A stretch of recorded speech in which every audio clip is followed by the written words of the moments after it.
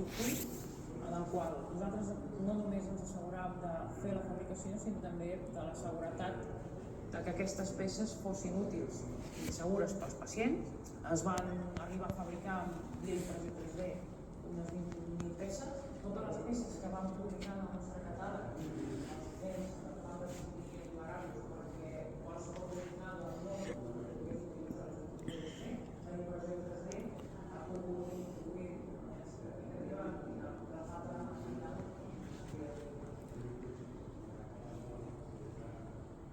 Bueno, hay un movimiento ciudadano que surge en el inicio de la pandemia, cuando el COVID empieza a llegar a España,